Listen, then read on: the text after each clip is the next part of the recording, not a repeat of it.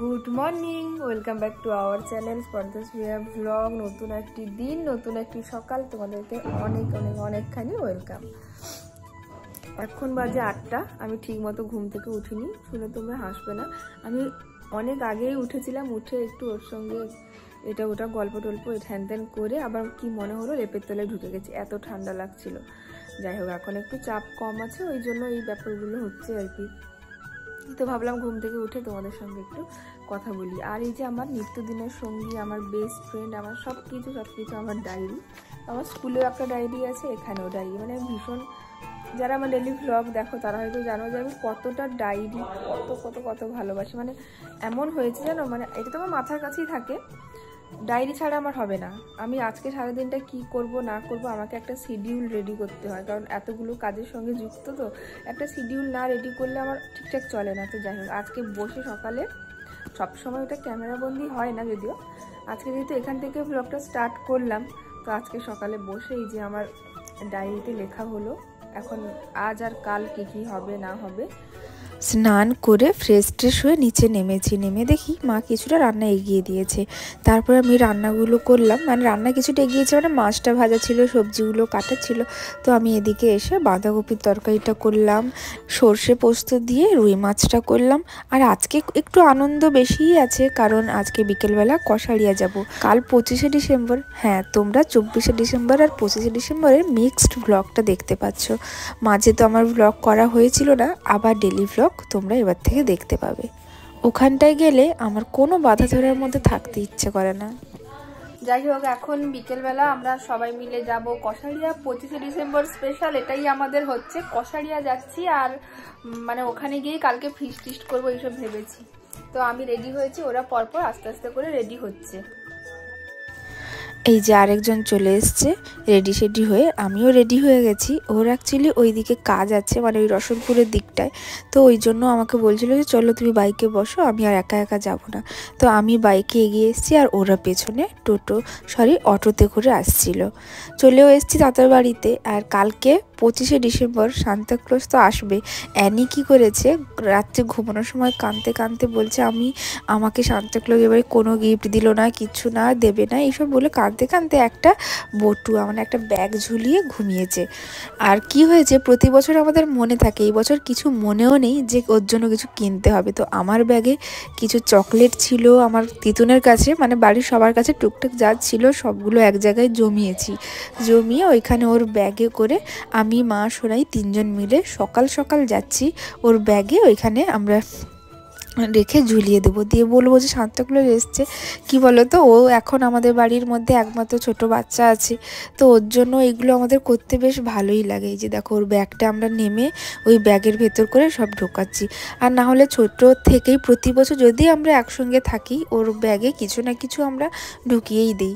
এর আগে হলেও একটা চকলেট এইগুলোই থাকতো, মানে আহামরি যে বিশাল কিছু থাকতো তা নয়, একটা ছোট্ট চকলেট হলেও রাখতাম। তো এবছরও তাই হলো। তোমরা করো নাকি তোমাদের বাড়ির ছোট বাচ্চাদের জন্য? অবশ্যই জানিও। সান্তাক্লজ মানে কি সত্যি পৃথিবীতে নেমে এসে বাচ্চাদের মোজার ভেতরে, ব্যাগের ভেতরে ঢুকিয়ে দেয় তা নয়, মানুষের মধ্যেই সব কিছু থাকে। আর আমাদের সবার জীবনে আমাদের সান্তাক্লজ কিন্তু আমাদের মা বাবা। কি তাই তো, আমাদের শখ আহ্লাদ ছোট থেকে সব কিছুই তো মা বাবা, বাড়ির মানুষজনেরাই পূরণ করে। ব্যাগটা ওখানে বেঁধে দেওয়ার পরে কিছুক্ষণ পরে অ্যানিকে ডেকে দেবো, তারপরে অ্যানির রিয়াকশানটা আমরা দেখবো। কালকে সন্ধেবেলা তো আমরা এসছি, তো সকাল সকাল ঘুম থেকে উঠেছি, একটু বাড়ির চারিদিকটা ঘুরে দেখবো। এখনও বেরোনোই হয়নি, তার আগে আমাদের এইসব কারসাজি হচ্ছে। আর 25শে ডিসেম্বরে না সবাই অনেক দূরে দূরে বাইরে বাইরে ঘুরতে যায়, আর আমাদের এই সময়টা কষারিয়ানা ঘুরতে এলে ভালোই লাগে না। দেখি কি দিয়েছে তো সান্তাক্লজ।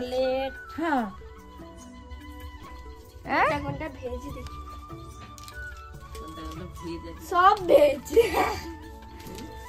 কেন কি করবে দিলে তার গোপালকে দি।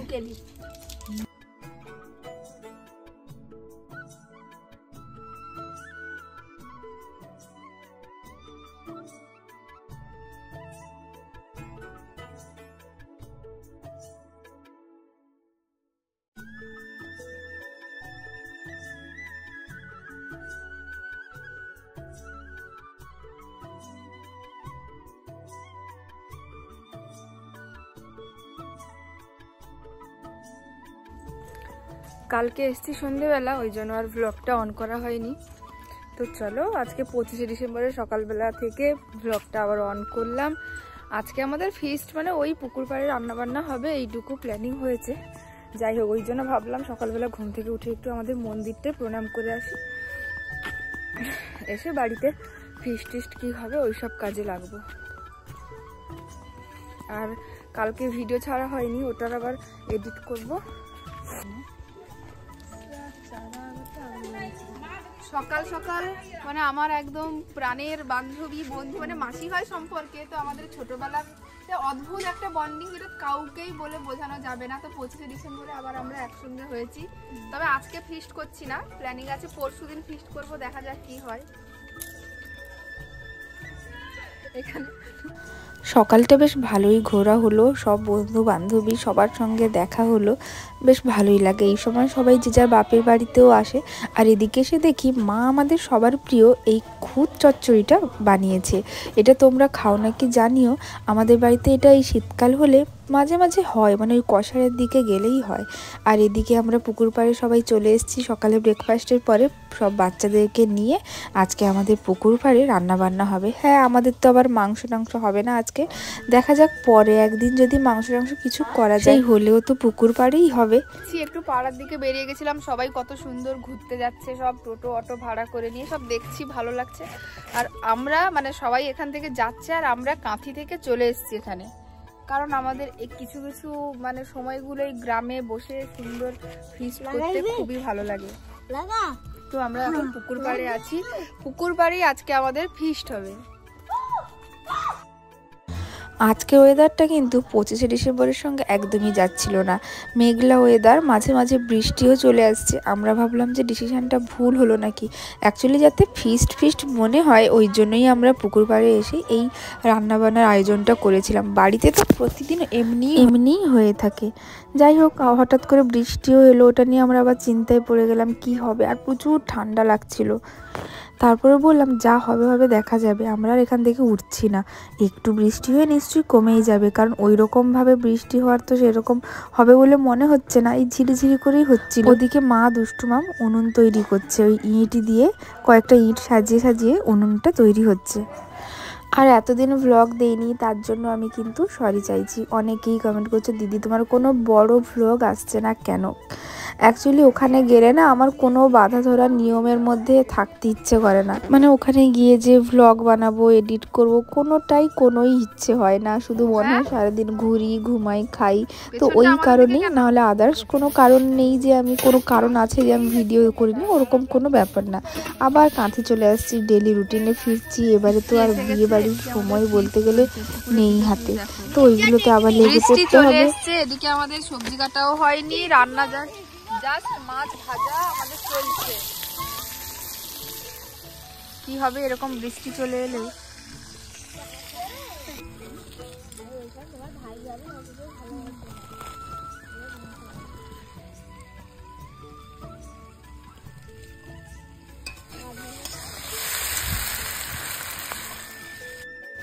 আজকে কি কি রান্না হয়েছে দেখো। আজকে যে হয়েছে নোনা মাছের এটা ঝাল দেওয়া, এটা আমুদে মাছও বলে অনেকে, আমরা এদিকে রুলি মাছ বলে থাকি।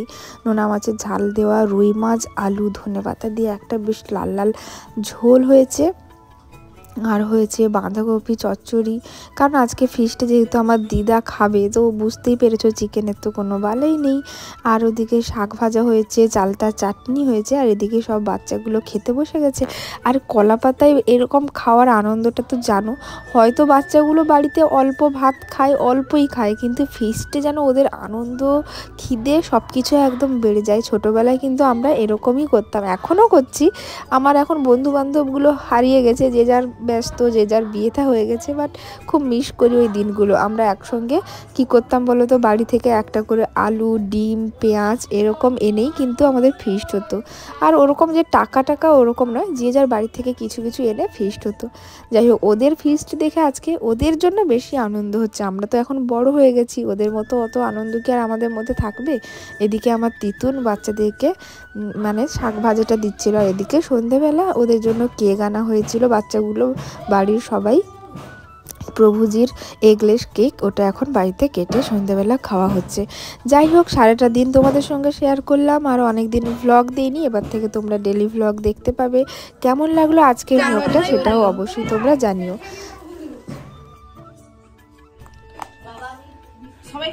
আজকে দেবের বার্থডে, দেবের, হ্যাঁ দেবের জন্য কাটিস। হ্যাঁ কিশোর সঙ্গে সঙ্গে বলছে কিশোর। খাও, তুমি খাও, তুমি খাও।